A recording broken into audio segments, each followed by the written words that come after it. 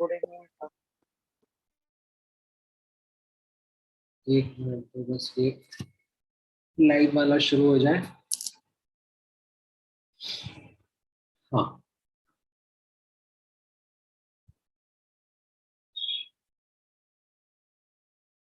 Alright. So in the mean time आप लोगों को लास्ट क्लास के कुछ डिस्कशन में डाउट है? हम लोगों ने रिडॉक्स टाइट्रेशंस का डिस्कशन शुरू किया था। Like conceptually it was the same thing only, जो हम इक्विवेलेंस कॉन्सेप्ट पढ़ रहे थे, but it's just that in the context of titrations उस कॉन्सेप्ट को अप्लाई करना था। सो हम लोगों ने सिंपल रिडॉक्स टाइट्रेशन देखा था, जिसमें एक ही रिएक्शन हो रहा था and उसका equivalence point was easily observable. So we observe that equivalence point, equate the equivalents and get the answer to whatever the unknown variable that we want to calculate. And then double titration हम लोगों ने देखा था। double titration में कैसा था? that rather than a single step we were doing two steps में titration। पहला स्टेप को कंप्लीट करा रहे थे, फिर उसका जो प्रोडक्ट है वो सेकंड स्टेप में टाइट्रेट कर रहे थे, सेकंड स्टेप में उसका रिएक्शन करा रहे थे। जैसे यहाँ पर I2 was the product of this first reaction that was being titrated in the second reaction, right? And यहाँ पर हम लोग I2 और Na2S2O3 के इक्विवेलेंट्स इक्वेट कर लेते थे, राइट? जिसके साथ टाइट्रेट कर रहे हैं उसके इक्विवेलेंट्स इक्वेट कर लेते थे। एंड फर्स्ट रिएक्शन में I2 और अननोन के इक्विवेलेंट्स इक्वेट कर लेते थे। Based on these two equations we would solve for the unknown, right?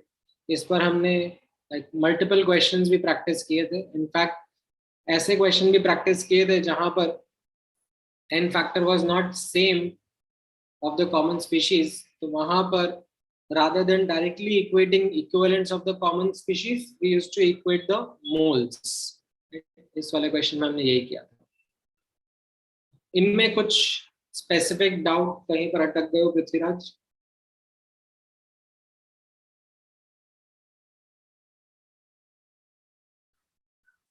What is it that you did not specifically get?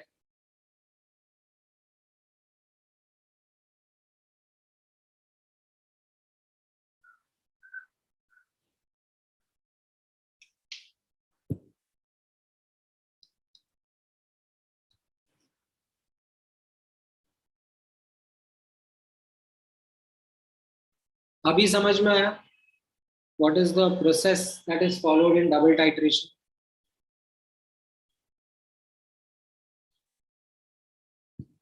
All right.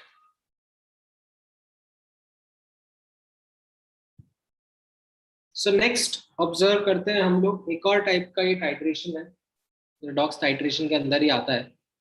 We call it as back titration. Now similar to double titration, ये भी two steps में करेंगे, like it will be a two-step titration only. However, the slight change here would be that instead of the product, यहाँ पर जो excess reagent बच जाएगा पहले रिएक्शन से, उसका सेकेंड स्टेप टाइट्रेशन करते हैं। एग्जाम्पल के थ्रू थोड़ा और अच्छे से समझ में आएगा, एक बार नोटिस करना। सो यू हैव से 2 grams of barium hydroxide sample, right? तो मतलब 2 ग्राम सैंपल है, कुछ अमाउंट ऑफ बेरियम हाइड्रोक्साइड होगा, बाकी कुछ इम्प्योरिटी वगैरह होगी। अब what we do is we dissolve it in 10 ml of 0.5 normal HCl, ठीक है, सच दैट पूरा का पूरा बेरियम हाइड्रोक्साइड रिएक्ट कर जाए। अब जो बचा हुआ HCl है उसको हम फिर से रिएक्ट करा रहे हैं, न्यूट्रलाइज करवा रहे हैं with 10 ml of 0.2 normal NaOH solution, right? So it's actually not a redox reaction, ये यहाँ पर acid base reaction ही हो रहा है, but that concept of back titration remains the same. जो ये पहला वाला टाइट्रेशन था, पहला वाला स्टेप था, उसका मैं एंड पॉइंट नहीं आइडेंटिफाई कर पाया for some reason, and as a consequence मैंने जो HCl डाला था, एक्सेस में लिया था, वो बचा हुआ HCl जो है, remaining HCl, that then I reacted with another standard solution of a base जिसका end point I was able to measure. Based on this अब आपको percentage purity of barium hydroxide in the sample estimate करना है. ठीक है, एक attempt आप लो, फिर ऑफ कोर्स मैं तो डिस्कस करूंगा ही सही. ठीक है, इतना कॉपी कर लो and take an attempt at this question.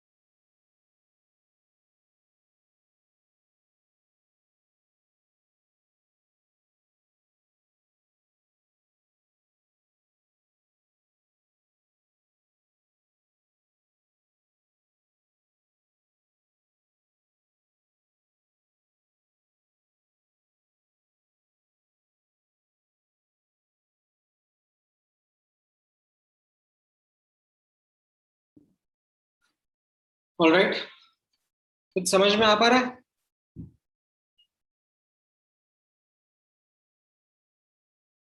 देखो, पहला रिएक्शन हो रहा है बेरियम हाइड्रोक्साइड और HCl के बीच में,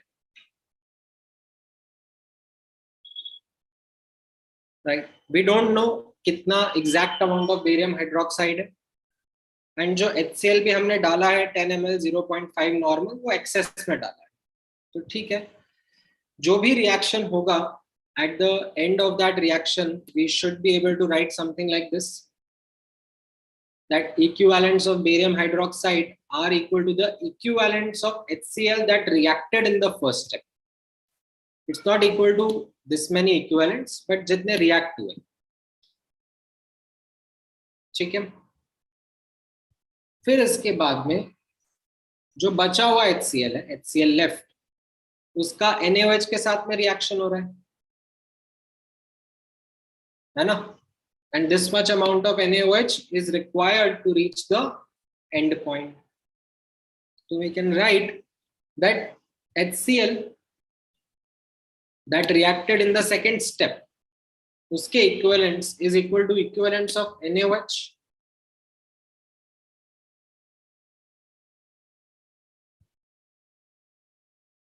Yes. अब can I say that since n factor of HCl is same in both the reactions, right? ऊपर वाले में भी n factor 1 है, यहाँ पर भी n factor 1 ही है, एसिड बेस वाला जो n factor अपन निकालते हैं. So we can say that equivalents of HCl that was total, right, should be equal to the equivalents of the base, right? Total equivalents of HCl will be the sum of the equivalents in first and second reaction, and that we had ऊपर mentioned first वाले reaction का was equal to barium hydroxide के equivalents and second वाला was equal to equivalents of NaOH, and then we substitute the data. ठीक है, equivalents can be written as moles into n factor या फिर normality into volume या n factor into molarity into volume, whatever formula suits depending upon the data that is given आप use करोगे और उससे आपको आंसर मिल जाएगा. बेरियम हाइड्रोक्साइड का एन फैक्टर 2 होगा, वो आपको ध्यान रखना है. ठीक है, एंड ये 2 into moles of n factor है, तो यहाँ पर वॉल्यूम भी लीटर्स में लिखना, अदरवाइज वो मिली इक्विवेलेंट्स आ जाएंगे. बेस्ड अपॉन दैट आपको मोल्स ऑफ बेरियम हाइड्रोक्साइड मिलेंगे, उससे मास मिलेगा, उससे आप परसेंटेज प्योरिटी निकाल सकते हो. समझ में आया ये? यस. लिख भी लो अभी.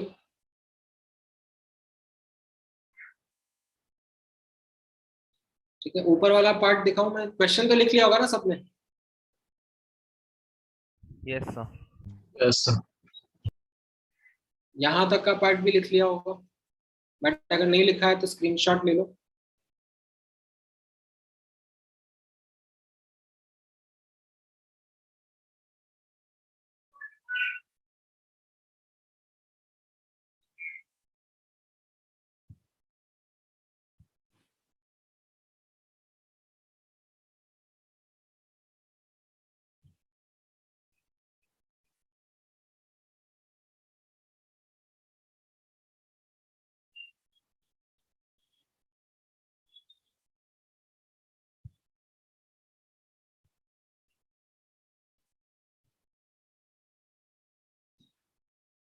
नहीं, 2 ग्राम was barium hydroxide sample. It consisted some amount of barium hydroxide. वही तो क्वेश्चन में पूछा है ना, determine the percentage purity of barium hydroxide sample. So that 2 gram was a sample.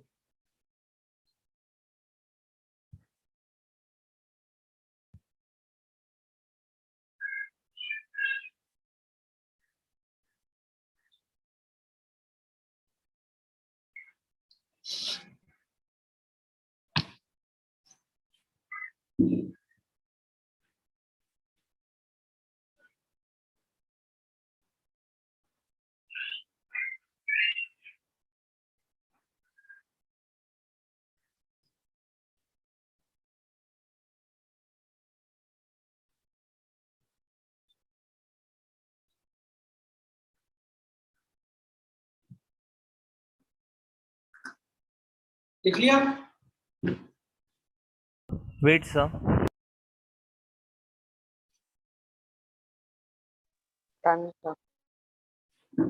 जिसने लिख लिया है आप लोग, बट वो चलो एक्चुअली मुझे जूम करना ही पड़ेगा, अदरवाइज पढ़ने में नहीं आएगा. ठीक है, फटाफट लिख लो भाई, स्क्रीनशॉट ले लो यार, इतना सा तो है.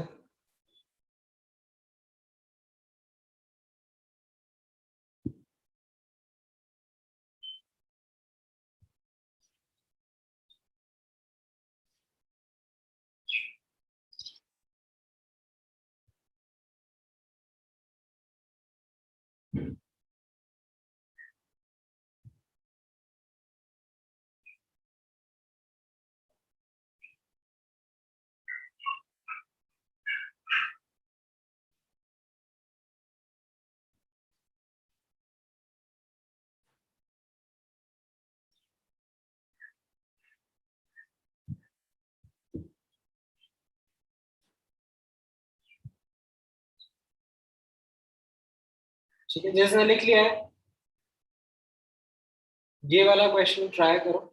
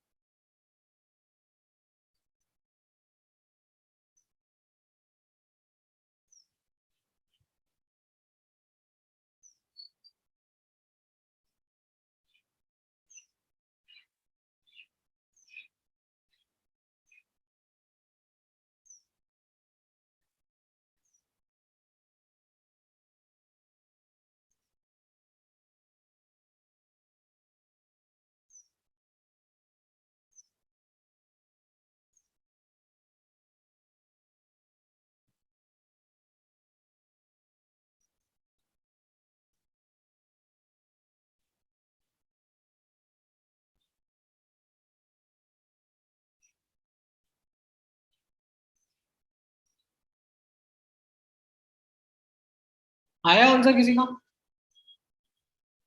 तो बस एक मिनट। So 1 minute. ठीक है।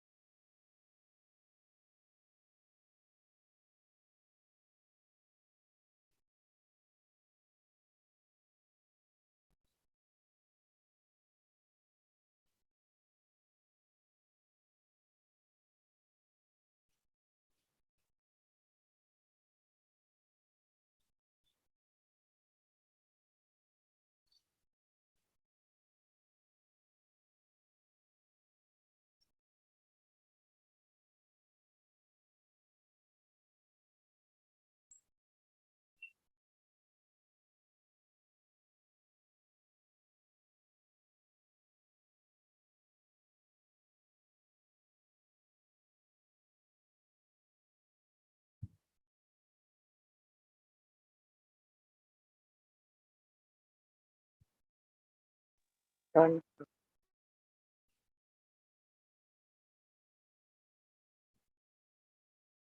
हाँ,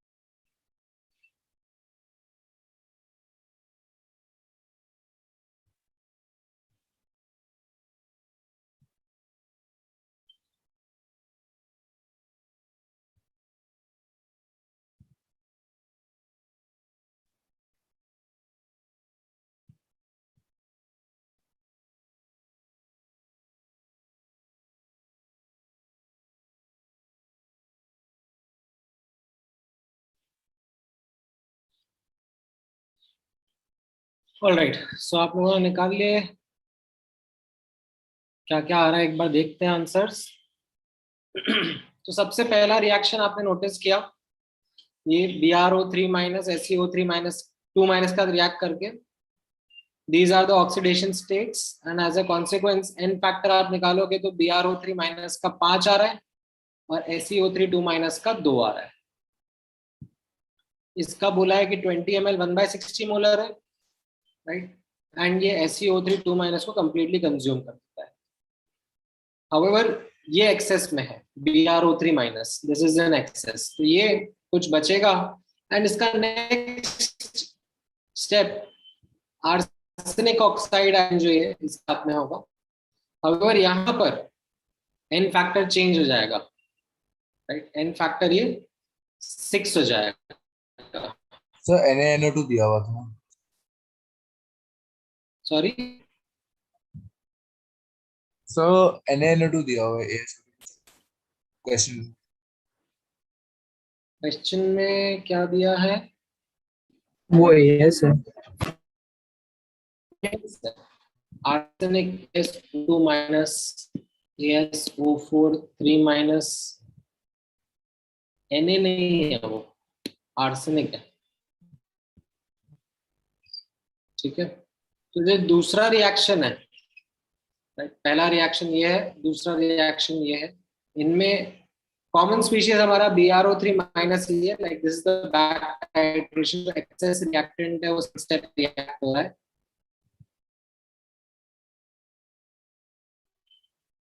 ठीक है. Now, based upon how we did in the previous question, we can use the fact that जितना टोटल BrO3 माइनस है, राइट, वो इन दोनों रिएक्शंस में स्प्लिट हो गया. थोड़ा इधर रिएक्ट कर रहा है, थोड़ा इधर रिएक्ट कर रहा है. Yes, sir. Now, had the n factor of BrO3 minus been same, यहां पर तो अलग अलग हो गया. Had it been the same, तो मैं क्या बोल देता हूं. सर That- इक्विवेलेंट्स दोनों के सेम होते हैं. नहीं, मैं ये कहता कि equivalents of BrO3 minus total is equal to sum of the equivalents of SeO3 2 minus plus equivalents of AsO2 2 minus. Yes sir. Right, मतलब पहले रिएक्शन में इन दोनों के इक्विवेलेंट्स बराबर होते, दूसरे रिएक्शन में इन दोनों के इक्विवेलेंट्स बराबर होते. राइट, तो इनका जो सम होता इक्विवेलेंट्स का, that should have been the total equivalents of BrO3 minus. But वो अब मैं यहाँ पे नहीं कर पाऊंगा because of the fact that equivalents equal नहीं है. सॉरी, एन फैक्टर सेम नहीं है जो कॉमन स्पीशीज है उसका. तो what should I fall back to.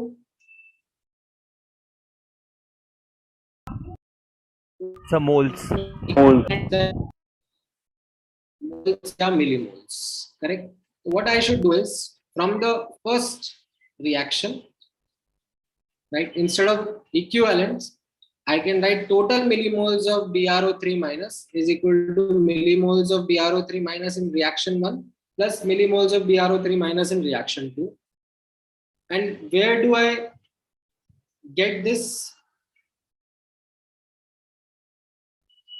Right, ये millimoles में कहाँ से लेके आ रहा हूँ. सर क्वेश्चन में दिया हुआ है. ठीक है, ये जो टोटल मिलीमोल्स है वो तो क्वेश्चन में दिया हुआ है. बट मिलीमोल्स इन रिएक्शन 1 में कहां से लेके आ रहा हूँ. सर इक्विवेलेंस कॉन्सेप्ट से. करेक्ट. फर्स्ट रिएक्शन में मैं इक्विवेलेंट्स इक्वेट करूंगा, राइट, और उससे फिर मुझे millimoles of BrO3 minus in the first reaction मिलेंगे. वैसे ही सेकेंड रिएक्शन में भी मैं इक्विवेलेंट्स इक्वेट करूंगा और उससे भी फिर मुझे मिलीमोल्स ऑफ BrO3 माइनस मिलेंगे, जिनको I will substitute over here and then solve for the unknown. ठीक है, based on this I think answer आता है 4/15 moles, millimoles actually. 4/15 सिर्फ एक ही जन का आया.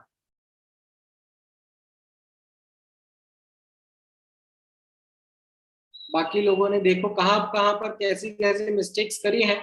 Notice those mistakes because those are the important learnings.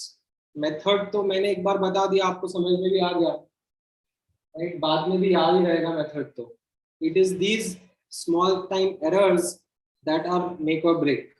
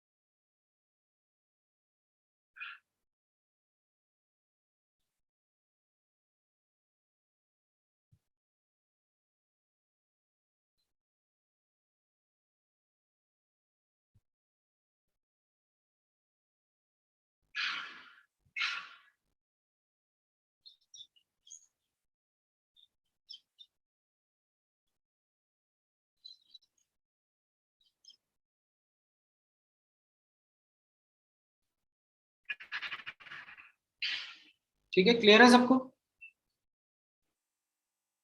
Yes, sir. Yes, sir.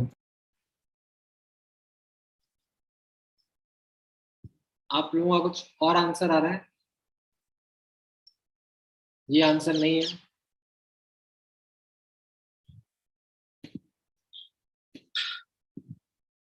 Multiple students के साथ ऐसा हो रहा है। पुट करके देख लेते हैं। चलो 1/3 है इधर लेफ्ट हैंड साइड पर, राइट हैंड साइड पर कितना आ रहा है?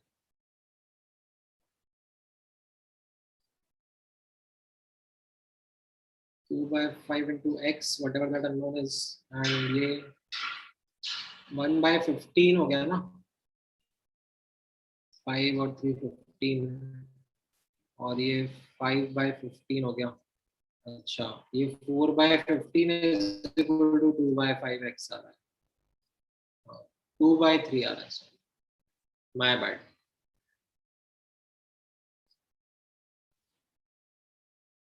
Two by three is the correct answer. हाँ ठीक है।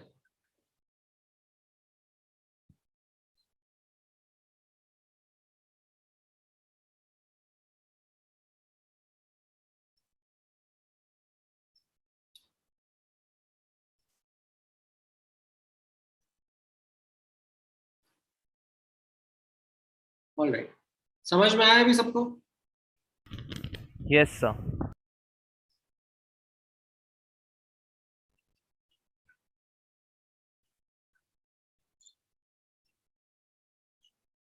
ठीक है,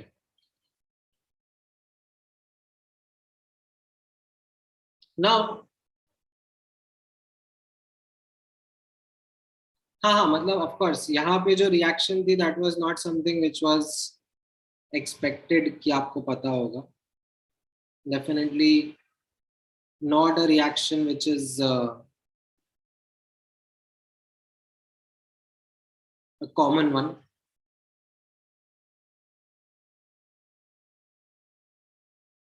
ठीक है, so that certainly is the unknown reaction. Common वाली आप expected.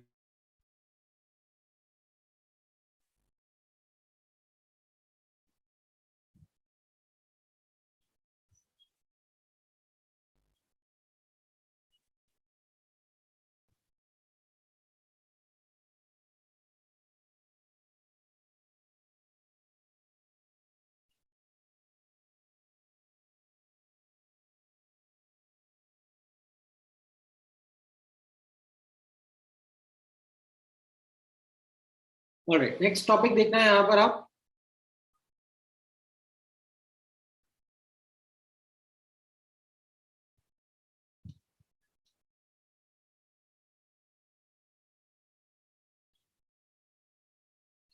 Acid base double titration with phenolphthalein and methyl orange as indicator.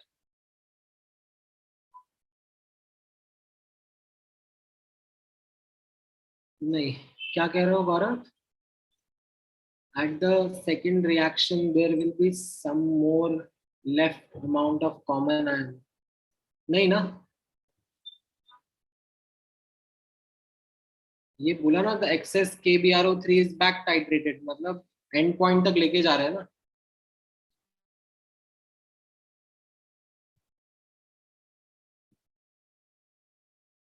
Alright, ठीक है, सो ये लास्ट टॉपिक है आप चैप्टर का, acid base double titration with phenolphthalein and methyl orange as indicator. And इसमें भी एक पर्टिकुलर एग्जांपल मैं आपके साथ डिस्कस कर रहा हूँ, एंड उस एग्जांपल की ग्रैन्युलैरिटीज ऑब्जर्व करना कैसी रहेंगी।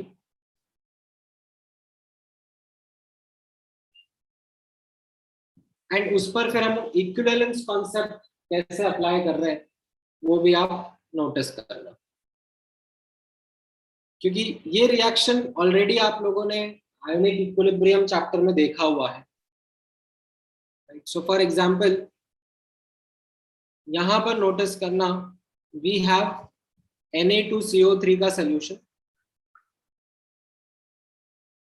It's like a strong base weak acid salt, which we can also say is a weak base solution. क्यों? क्योंकि Na plus spectator ion होता है and CO3 2 minus is its conjugate weak base. ठीक है, तो ये आपका बेसिक सोल्यूशन है. अब आप इसको टाइट्रेट कर रहे हो HCl से, ड्रॉप बाय ड्रॉप मैनर में डाल रहे हो. एक्स्ट्रा पीस ऑफ इंफॉर्मेशन जो आपको गिवन है, दैट इज H2CO3 का K1 एंड K2. ये पीस ऑफ इंफॉर्मेशन आपको अलग से दे दी है. अब जब आप HCl इसमें डालते हो, ठीक है, तो फिर क्या होता है? दो स्टेप में रिएक्शन होता है. सबसे पहला, HCl reacts with Na2CO3 to give you NaHCO3 and HCl. Right? पहला H plus is acquired by Na2CO3, converting it to NaHCO3. जब ये स्टेप पूरा हो जाता है, ये रिएक्शन पूरा हो जाता है, इक्विवेलेंस पॉइंट अचीव हो जाता है, राइट? तो any idea what will be the pH of the solution based upon your knowledge of ionic equilibrium chapter? Any guesswork?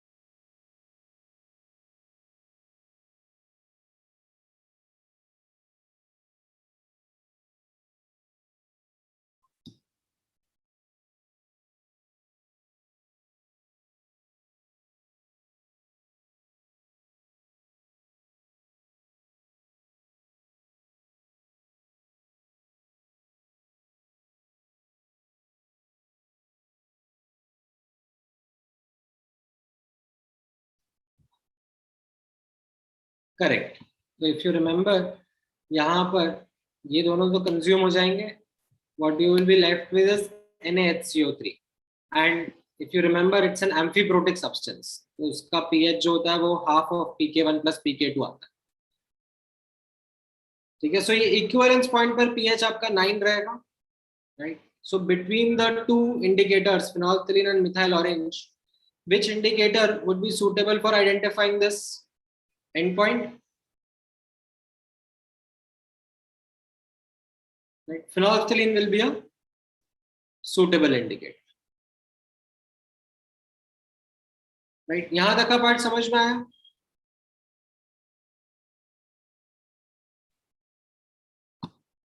थोड़ा सा आयोनिक इक्विलिब्रियम की यादें ताजा कर लो.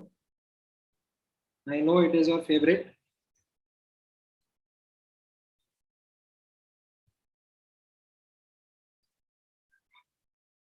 अच्छा, अब इसके बाद में इसको लिख लो फटाफट फटाफट. इसके बाद में what will happen as the second step? Like if I keep on adding HCl, what reaction is likely to happen?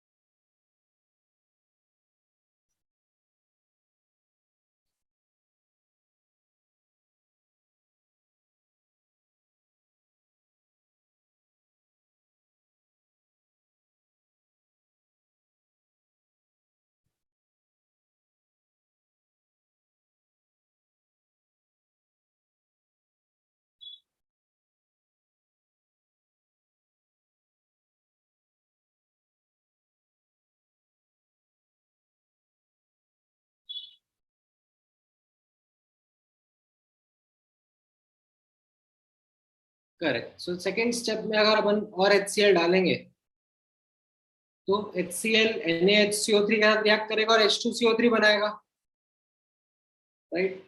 And इस रिएक्शन का जो इक्विवेलेंस पॉइंट होगा, एंड पॉइंट होगा, तो वहां पर we will end up with a weak acid solution, and as a consequence the pH will be somewhere between 3 to 4. like exact answer के लिए concentration का data लगेगा, but एक guess work मैं कर सकता हूँ कि 3 से 4 के बीच में रहना चाहिए. So which indicator would be suitable to identify this endpoint? Methyl orange. Methyl orange. Methyl orange would be a suitable indicator for this endpoint, right? So ये इतना अपना ionic equilibrium का knowledge है, ठीक है. Yes, sir. ठीक है, इसको अच्छे से समझ के लिख लो. अब इसके ऊपर हम इक्विवेलेंस कॉन्सेप्ट का डिस्कशन करेंगे. कैसे होगा, क्या होगा, एक बार आप लिख लो, फिर मैं समझाता हूँ.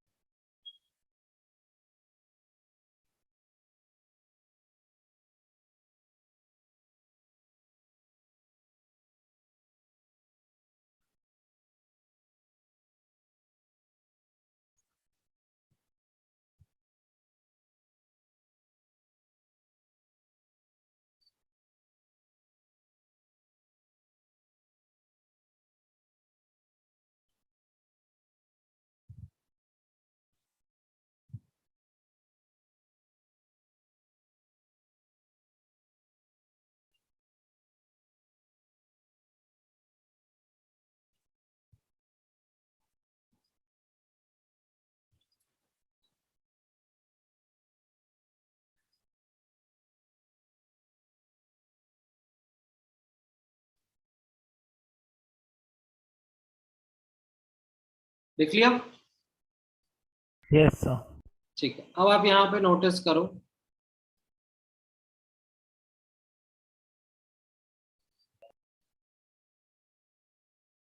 if I ask you this kind of a question, answer I think आप काफी इजीली दे सकते हो मुझे.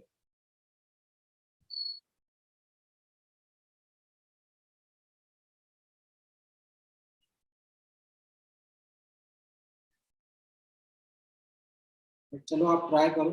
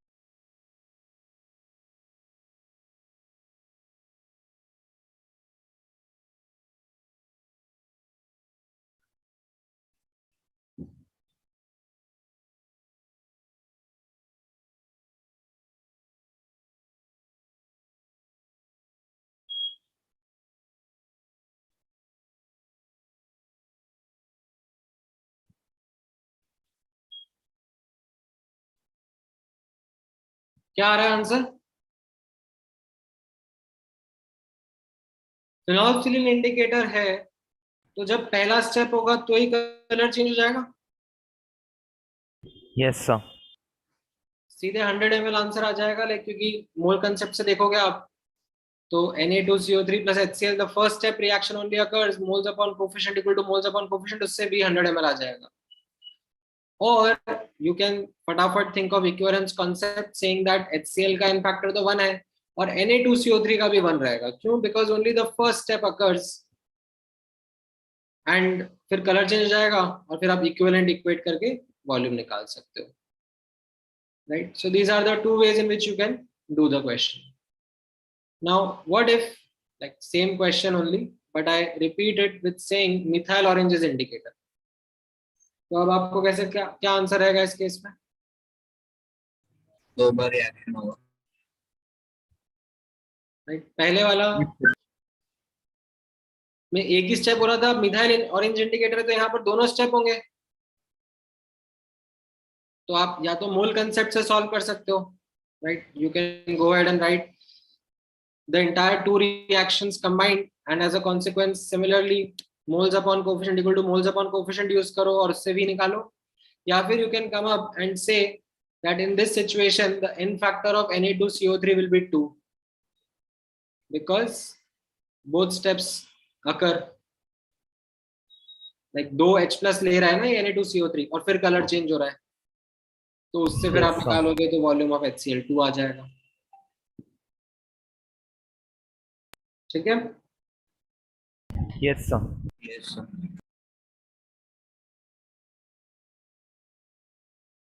चलो ऑल राइट, इनको कॉपी कर लो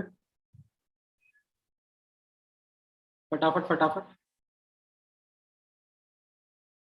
ये पहला वाला का सोल्यूशन है, फटाफट लिख लो, फिर मैं अगले वाले का भी लिखवा दूंगा।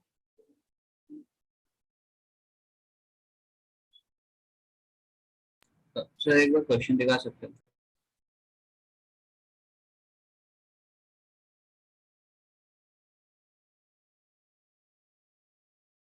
इसमें फिनोल्फिलीन इंडिकेटर था,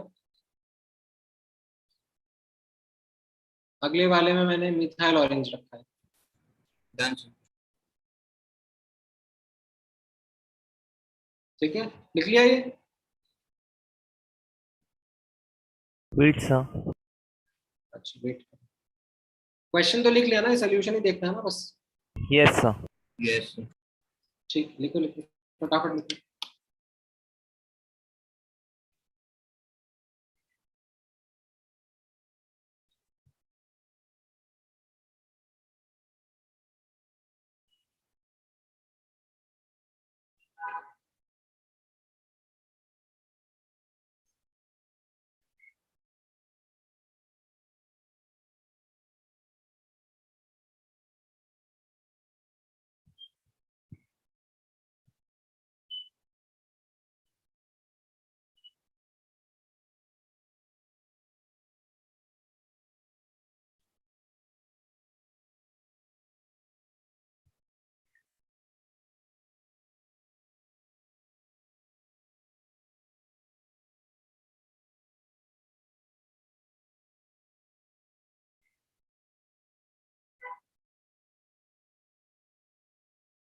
Done, sir.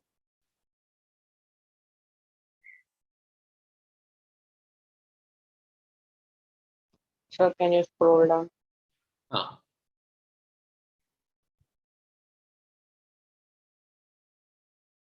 इस वाले का भी लिखो।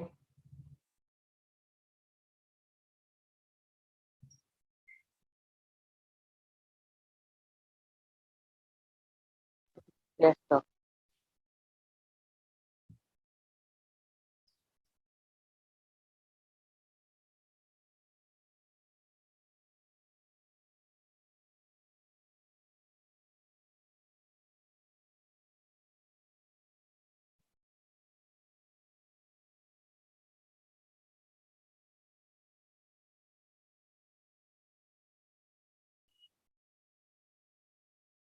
इसके नीचे का लिखो। ठीक है, जो जो लिखते जा रहे हैं, ठीक है। पैरेलल में ये वाला क्वेश्चन भी ट्राई करो, इसके नीचे वाला थोड़ा सा ऊपर कर दो। थोड़ा सा ऊपर करो। चलो ठीक है, तुम पहले इसको क्लोज कर लो, फिर मैं वो क्वेश्चन दिखाता हूँ।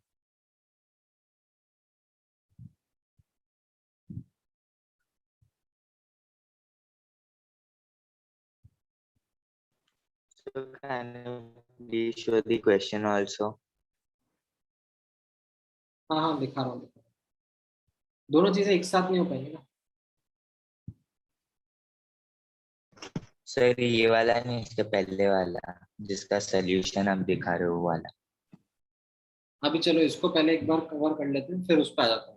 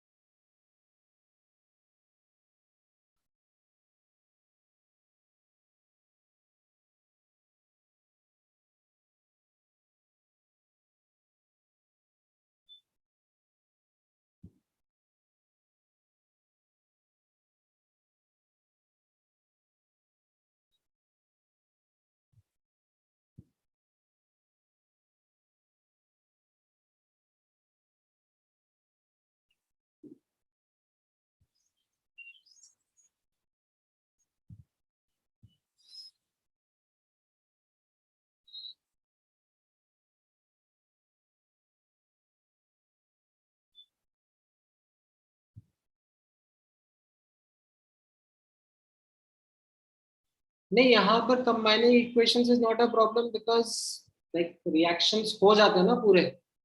पहला रिएक्शन भी पूरा हो रहा है, दूसरा रिएक्शन भी पूरा हो रहा है, almost 100%। It's not an equilibrium, it's an equilibrium but almost 100%। जो इंटरमीडिएट स्पीशीज है वो कंप्लीटली कंज्यूम हो ही रही है।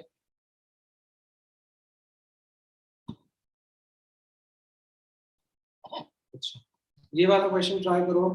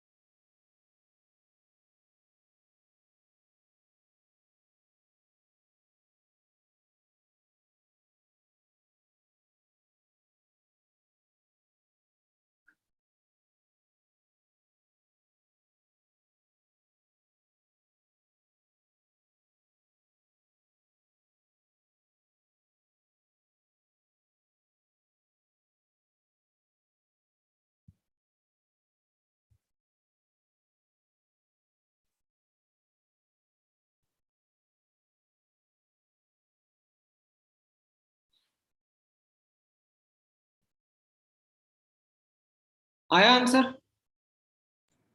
Sir, 1 minute.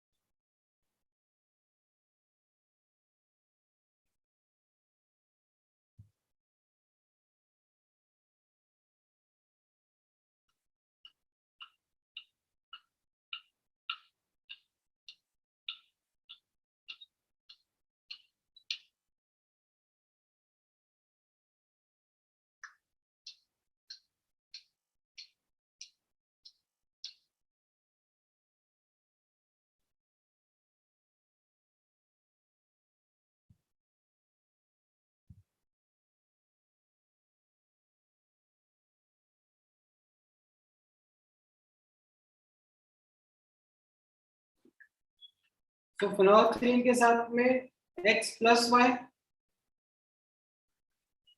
करेक्ट, क्योंकि NaOH कंज्यूम होगा और उसका n फैक्टर 1 रहेगा, और Na2CO3 में भी ओनली फर्स्ट स्टेप होगा, उसका n फैक्टर 1 रहेगा, तो HCl required x plus y आएगा। ठीक है, बी वाले में मिथाइल ऑरेंज अगर इंडिकेटर है तो फिर what should be the answer?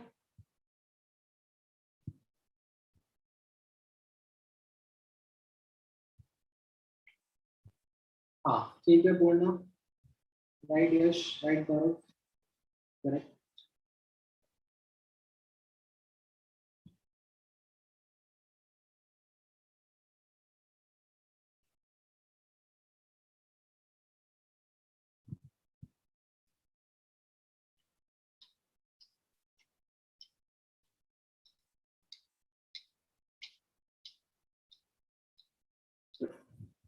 ठीक है, x plus 2y plus z,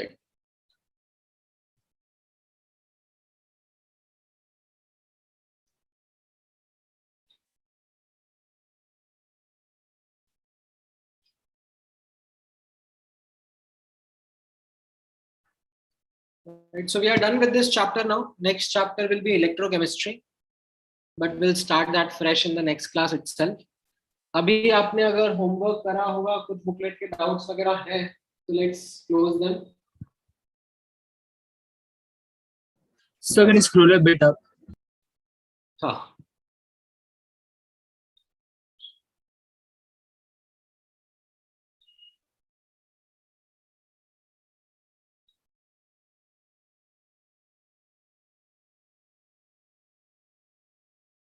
Done, sir.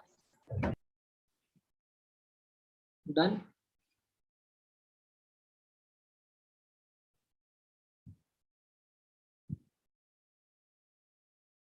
All right.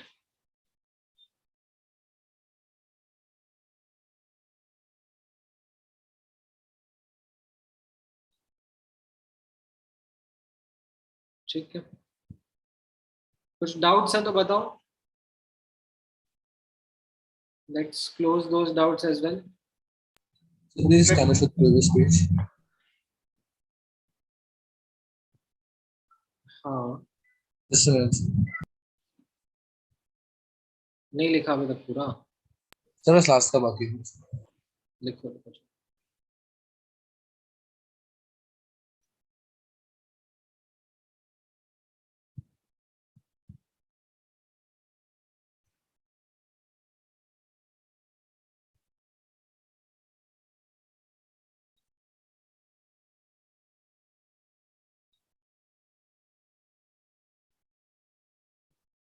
Thank you, sir.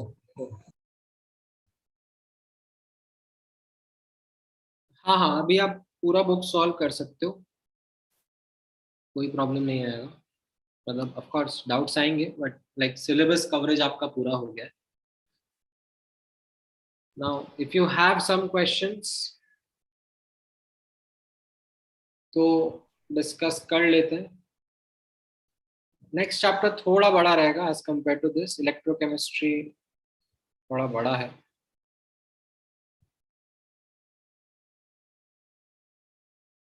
HA1 में any doubts from the homework, from the questions that you would have tried?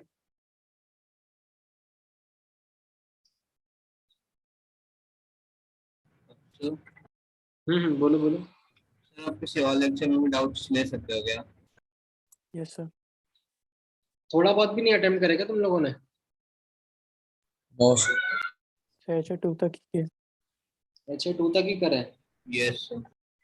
ओहो, तो फिर ऐसा करो, मैं कुछ सिलेक्टिव डिफिकल्ट से क्वेश्चंस तुम लोगों से करवा लेता हूँ. ठीक है,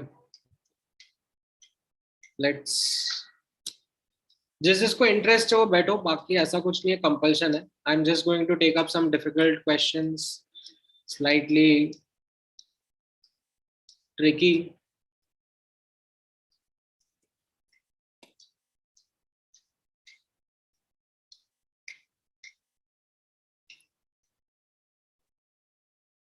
कहाँ गया?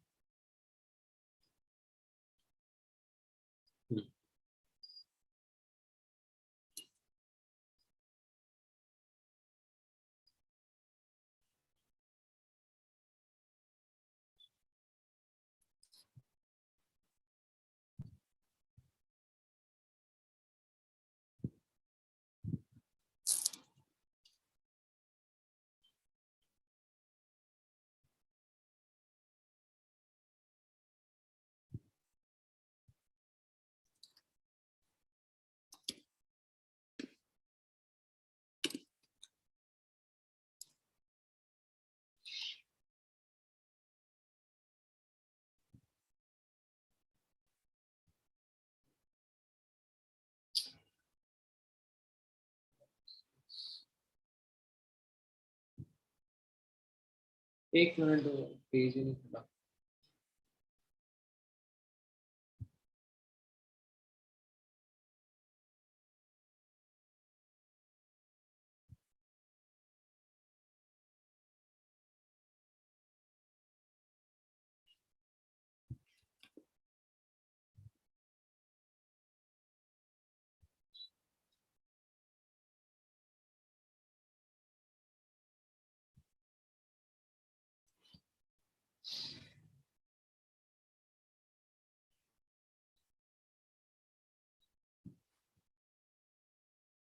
हाँ, ये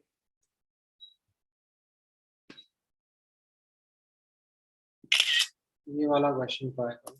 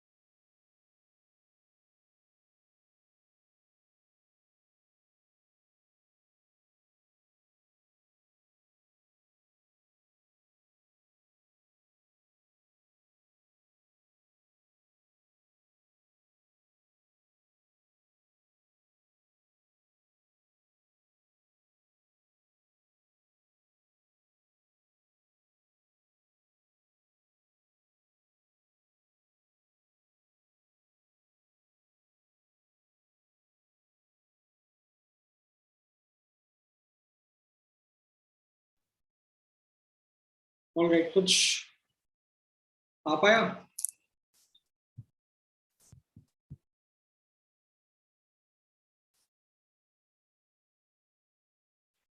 चेक कर लेते हैं।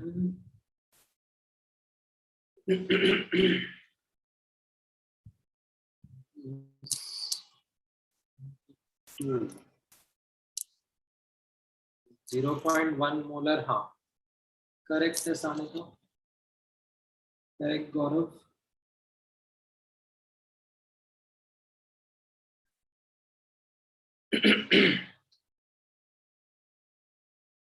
क्यों ऑक्सिलेट CO2 में चला जाएगा और Mn+2 में चला जाएगा?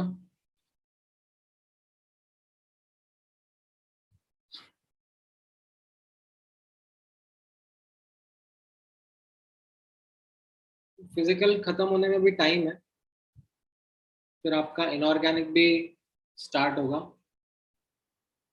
तो यहां पर कैसा है,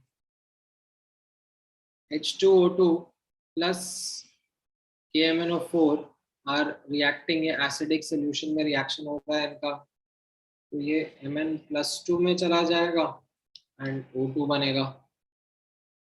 ठीक है, देन दूसरी तरफ बोला जा रहा है कि ये सेम KMnO4, ये बोला जा रहा है 20 ml C इसका कॉन्सेंट्रेशन है, we don't know, this is 20 ml और ये C2 है। ठीक है, we don't know its concentration, इसको C1 बोल देते हैं। सेम वॉल्यूम वापस से 20 ml C2 molar, it is decolorized by MnSO4, right? 10 ml, we don't know C3 molar concentration, and what it does is it does a comproportionation reaction. ठीक है, यहाँ पर मैंगनीज +7 से +2 जा रहा था, यहाँ +7 +2 मिलकर +4 बना रहा है, राइट? और ये ऐसे सॉलिड डार्क ब्राउन प्रेसिपिटेट लिखा हुआ है, राइट? एंड देन यहाँ पर बोला जा रहा है कि ये जो MnO2 है, this can be reacted with Na2C2O4 and it will give you Mn+2 and CO2. ये मैंगनीज +4 से +2 में चला जाता है और ऑक्सिलेट में कार्बन +3 से CO2 में +4 में चला जाता है,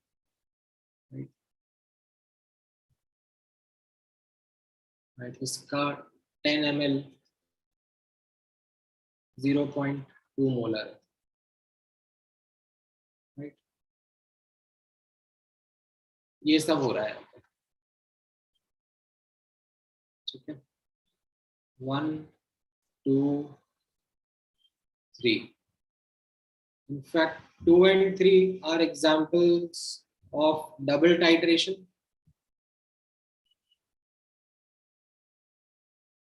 ठीक है, बट यहां पर नोटिस करना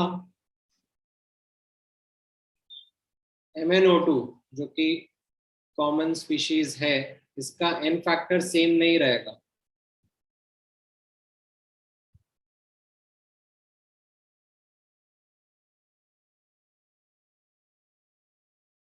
ठीक है, यहाँ पर जैसे n फैक्टर इसका 2 दिख रहा है, यहाँ पर इसका n फैक्टर कितना आ जाएगा,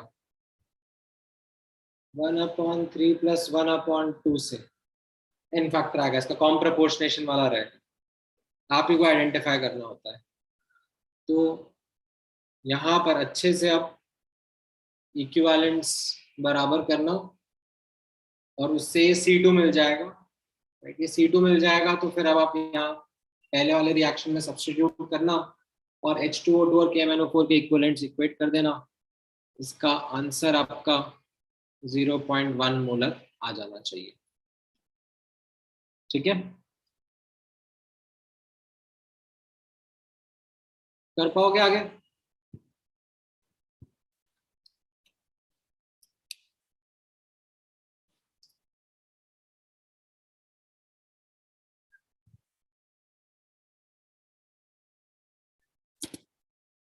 थोड़ा चैलेंजिंग होता है बस इस पॉइंट ऑफ व्यू से that you need to keep a track of things that are happening.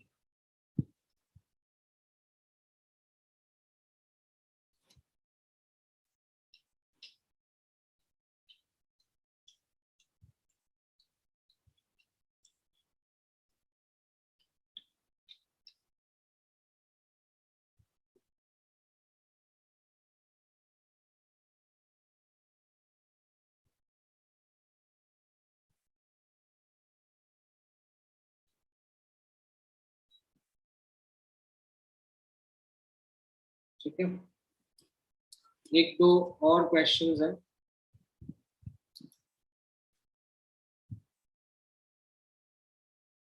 ये सेट ऑफ क्वेश्चंस का मुझे आंसर दो.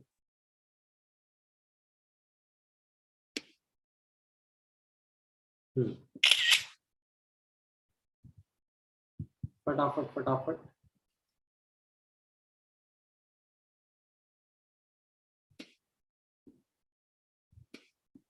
बस इसके बाद आई क्लोज द सेशन. फटाफट इनका आंसर देने की कोशिश करो. क्या आ रहा है?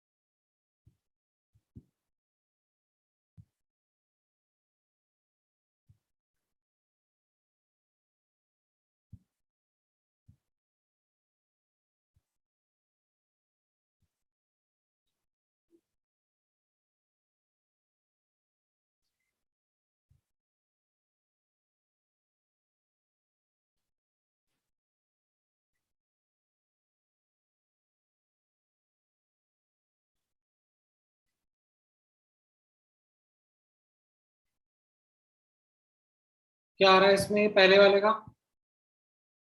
जिंक 0 से पोटेशियम +1 है, आयरन +2 है, राइट. इनफैक्ट क्या हो रहा है यहाँ पर? जिंक 0 है, पोटेशियम +1 है, आयरन +2 है. पोटेशियम कुछ यहाँ +1 है, कुछ यहाँ 0 है. जिंक +2 में है और आयरन आई थिंक सो 2 + 6 8 8 और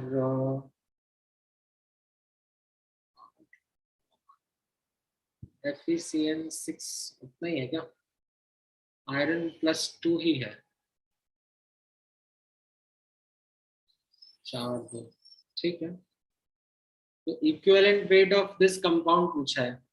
अब इस कंपाउंड में what is happening is that the redox species is potassium. It is not iron. Okay. Now, what is it that is the case over here? Is this the simple case और certain miscellaneous one? नहीं नहीं नहीं, disproportionation थोड़ी ना है। It is जहां पर miscellaneous ही है, but it is that one जिसमें आपको बैलेंसिंग करनी पड़ेगी। You would need to do the balancing because ये 3 हो जाएगा और ये 2 हो जाएगा, नहीं ये भी 2 रहेगा, और 8 8 और ये कितना हो जाएगा 2 और तो 6, राइट? क्योंकि पोटेशियम में चेंज आ रहा है बट मल्टीपल स्टेट्स में वो जा रहा है। 8 में से 2 सेम में रह रहे हैं और 6 0 में जा रहे हैं, तो 3 एन फैक्टर आ जाएगा ना। 6 का चेंज हो रहा है बट 2 मॉलिक्यूल लग रहे हैं, right? It is that miscellaneous, कौन सा वाला मिसलेनियस है ये? It is I think miscellaneous 5 या मिसलेनियस 6, कौन सा वाला? Even I don't remember the numberings. हाँ ये वाला मिसलेनियस 6 वाला केस है।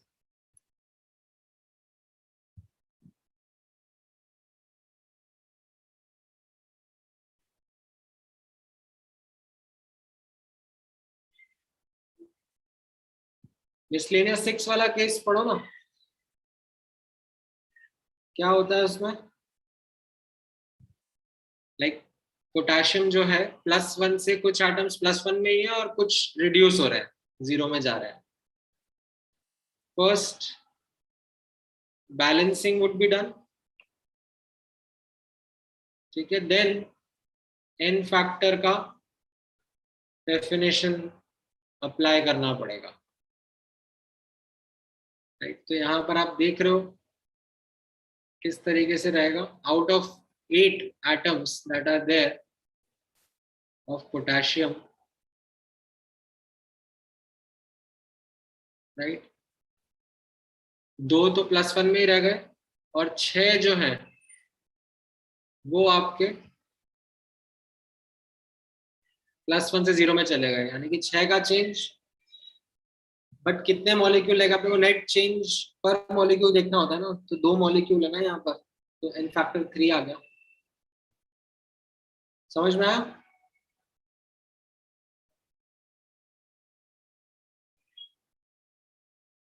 अच्छा, फिर ये वाला, नेक्स्ट वाला, इसको तो हिट एंड ट्रायल से ही बैलेंसिंग कर लो, आई थिंक वही बेटर रहेगा, right? Don't go for like ion electron method या ऑक्सीडेशन नंबर मेथड, जबरदस्ती का टाइम वेस्ट हो जाएगा। 3 ही तो एलिमेंट है, हिट एंड ट्रायल से कर लोगे ज्यादा खुश रहोगे, ज्यादा आसान हो जाएगा।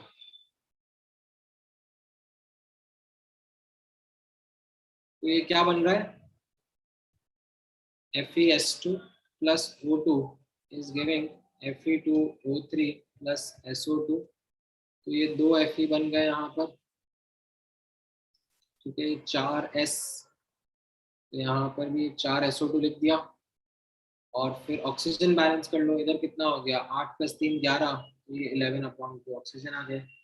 अगर आपको वैसा लिखना है होल नंबर्स में तो ये 11 कर लो, इसको 4 बोल दो, इसको 2 बोल दो और इसको 8 बोल दो, ठीक है। ये हिडन ट्रायल से बैलेंसिंग हो गई। ए एंड बी कितना आ रहा है? 4 और 11 आ रहा है, ठीक है, सिंपल था। अब इसमें ऑक्सीडेशन स्टेट्स नोटिस करो। आयरन +2 है और ये सल्फाइड -1 है, ठीक है, वो परऑक्साइड जैसा होता है ना, वैसे ये पर सल्फाइड टाइप्स है। आयरन +4 नहीं हो सकता, आयरन का +2 या +3 ऑक्सीडेशन स्टेट मिलता है, तो it is this S which is -1, ये 0 है, ये +3 -2 +4 -2, इस तरीके से ऑक्सीडेशन स्टेट्स हैं यहाँ पर, राइट। अगर मैं आपसे पूछूंगा, क्या पूछा जा रहा है? FeS2 का एन फैक्टर बताओ, तो ये कौन से कैटेगरी को बिलोंग करता है? आयरन का भी ऑक्सीडेशन हो रहा है, सल्फर का भी ऑक्सीडेशन हो रहा है, और एक एक नया नया हायर ऑक्सीडेशन स्टेट्स में जा रहा है. Which scenario does this belong to?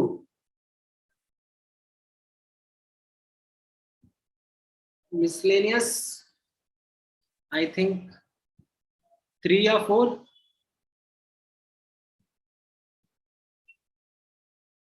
है ना? ये मिसलेनियस में कौन सा वाला है? आई थिंक मिसलेनियस 2 ही है ये. Multiple elements going into oxidation. Right, ये मिसलेनियस 2 हो गया. तो इसका एन फैक्टर कितना आ गया? इसमें डेफिनेशन अप्लाई कर सकते हैं. आयरन में 1 का चेंज 1 एटम है, सल्फर में 5 का चेंज 2 एटम है. -1 से +4 जा रहा है ना, 5 का चेंज हो गया, तो इसका एन फैक्टर 11 आ गया. राइट. What about SO2?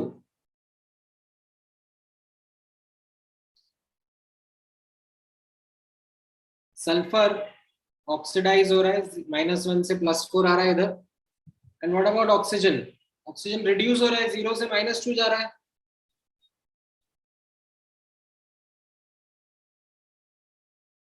ये कौन सा केस हो गया?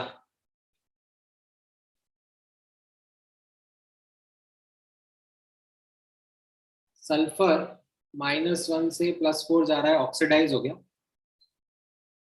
और ऑक्सीजन जो है वो 0 से -2 जा रहा है.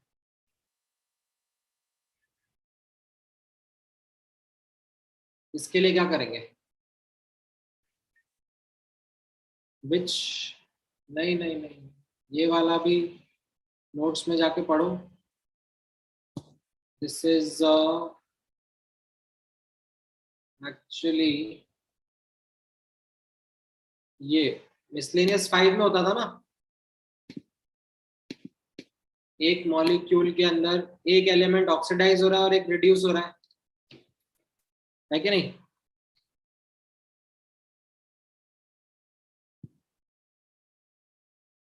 So is it miscellaneous 5? Intramolecular redox? The answer is no. Because another element, that is iron, is undergoing change of oxidation state. Intramolecular redox जो हमने पढ़ा था, उसमें स्ट्रिक्टली एक एलिमेंट ऑक्सीडाइज हो रहा था, एक एलिमेंट रिड्यूस हो रहा था, बाकी सब स्पेक्टेटर थे. ठीक है.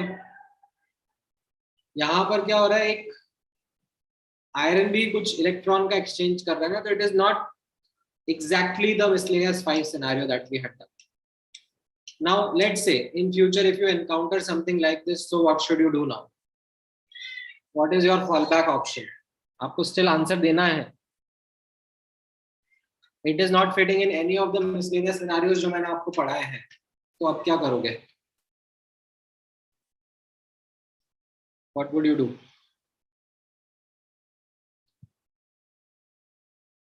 You will force fit the equivalence concept, use mole concept. Correct. Right. So आपने ये FeS2 का तो निकाल लिया था, तो आप ऐसा करो, equivalence of FeS2 is equal to equivalence of SO2 लिख लो. ठीक है. And you also write mole of FeS2 upon its coefficient is equal to mole of SO2 upon its coefficient. Upon इसका कोफिशिएंट कितना है? 8. ठीक है. ये यूज करो.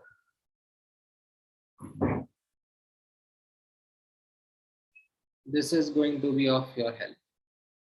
तो अगर आप इसको यूज करोगे तो मोल्स को अपन कैसे लिख सकते हैं? That can be written as equivalent of FeS2 upon n factor of FeS2. है ना, into coefficient of FeS2. is equal to equivalent of SO2 upon n factor of SO2 into coefficient of SO2, right? ये equivalent तो cancel out हो जाएंगे, right? n factor कितना था इसका, FeS2 का कितना निकाला था अपने ऊपर 11, इसका कोएफिशिएंट 4 है, इसका n फैक्टर अपने निकालना है, इसका कोएफिशिएंट 8 है, तो n फैक्टर आपका आ रहा है 5.5. This is your correct answer which matches with none of the options. ठीक है, नन ऑफ द ऑप्शन से मैच करेगा, but that is what the correct answer is. ठीक है, आई थिंक पीछे शायद ये 5.5 दिया हुआ है, या ये दिया हुआ है, या दिया, दोनों में से एक दिया हुआ है, but that is not the correct answer. ठीक है, वो आई थिंक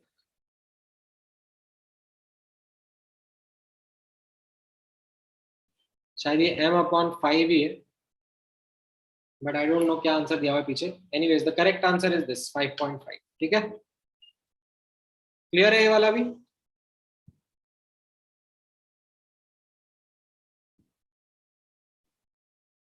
चलो, गुड. तो we are done with this chapter now. Try completing the booklet. Next chapter electrochemistry next class से स्टार्ट करेंगे. ठीक है, any questions?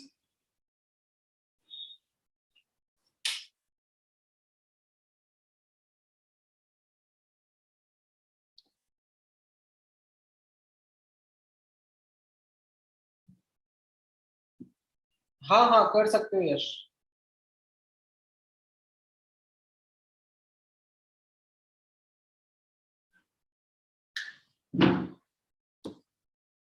Prerequisite for next chapter is this only. Volumetric is a prerequisite for electrochemistry.